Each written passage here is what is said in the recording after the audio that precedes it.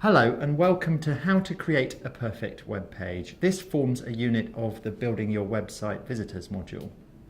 Statistically, 95% of people leave your website without buying or leaving their details. In fact, for most websites, it's nearer to 99%. In this module, we'll try to understand what your website visitors want to do on your website and how to design and lay out a web page to make it really easy for them to carry out that task. The overarching goal of a good web page design is to make things simple for your website visitor. Great user experience calls for the principle of KISS, which stands for Keep It Simple, Stupid. The principle is that most systems work best if they're kept simple rather than made complicated, and therefore simplicity should be a key goal in page design. Unnecessary complexity should be avoided. We discussed website objectives in the website planning unit.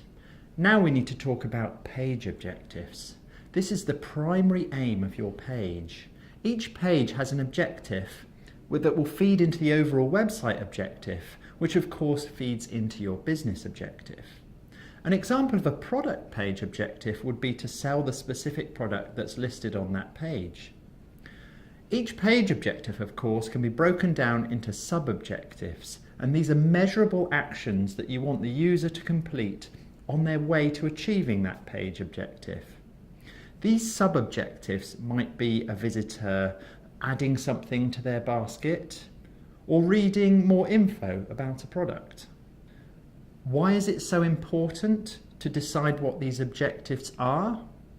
Well, it's about having a priority. Priority is an important consideration when looking at the design of your page. Understanding the priority of each sub-objective and the page objective will help you decide what to make stand out on your site.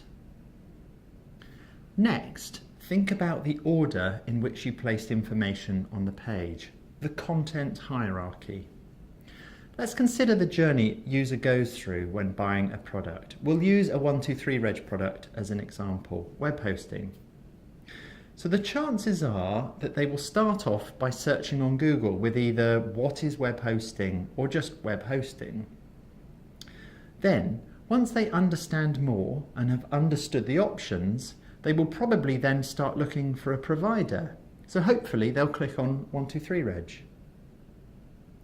And then, when deciding if 123 Reg is the right provider, they will probably look for reassurance that we're a good choice. When laying out a page, consider this same journey as you decide where to place your content. First off, treat them at the top of the page as if they don't understand anything about your products and services. Answer that "what is" question. Then, give them details about the benefits the product gives them. This is the bit that experienced users will dive straight to. And then last off, give them reassurance about why you're a good choice. And we'll come on to this bit later. Next, be consistent. You need this within your website so that every page is as consistent as possible. But you also need consistency between your website and others, so users don't have to learn a completely new technique in order to understand how to engage with your site. Consistency means having a header and a footer that is identical on every page and that contains key information like the logo, contact details, sitemap, links to key pages.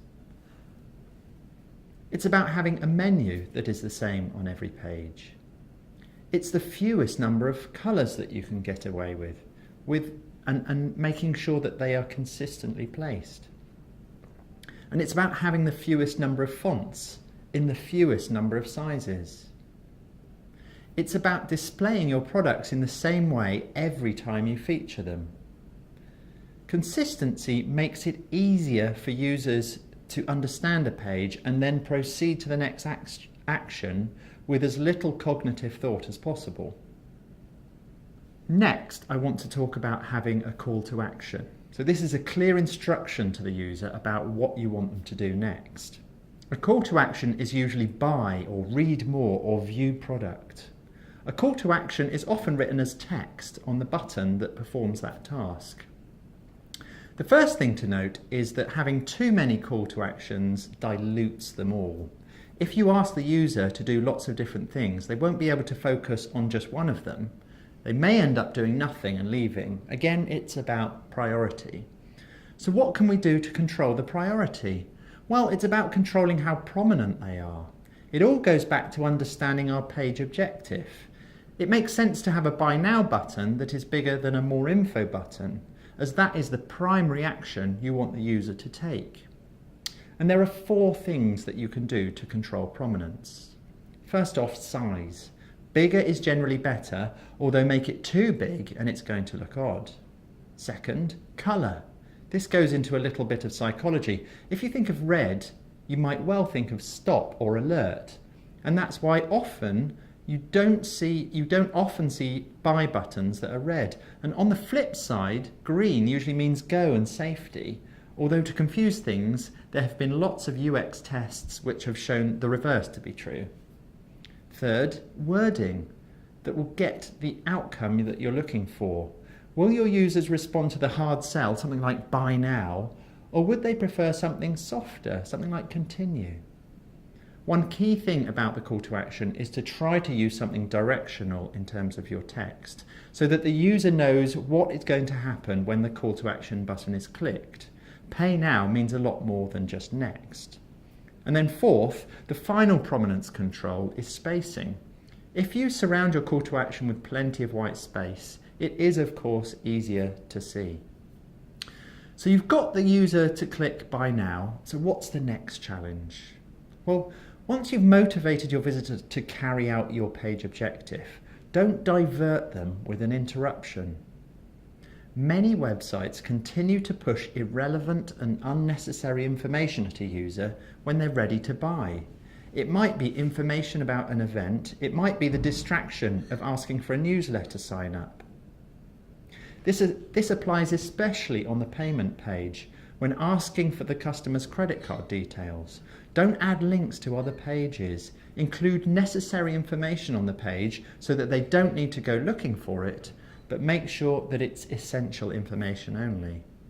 Take note from the masters of conversion rate optimization, Amazon. Once you're into their order process, you can't escape. There are no links out. You have only one option, and that is to continue. There are some other key elements to a perfect web page.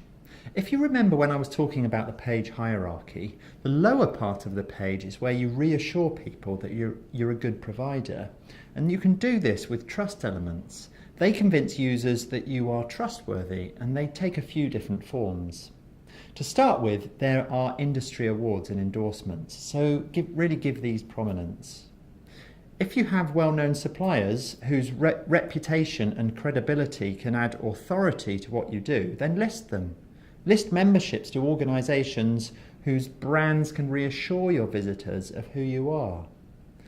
Do you serve any well-known clients? Adding clients is a key way to boost trust. There is the perception that a well-known client will rigorously vet their suppliers before working with them. And this will make your visitors think, well, if they're good enough for BT, they must be good enough for me. Last of all, use common icons such as payment symbols. Even though in reality their presence is meaningless, studies have shown that they can reassure visitors that they're dealing with a company of repute. There's one more trust element that you can do to convince users to trust you, and that is a testimonial or a rating and review from a customer.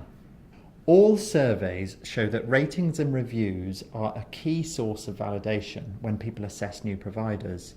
Common places for reviews are Trustpilot and Review Centre. We'll link below to a post that shows you how to generate third-party reviews. Once you've got some, be sure to then publish them on your own site. You will often need permission from the third-party provider to do this. New visitors are massively reassured by the fact that there are happy people ready to recommend you. You want a business who is going to disappear overnight with their money. It's also a good idea to publish testimonials on your site. But the problem with testimonials has always been around believability.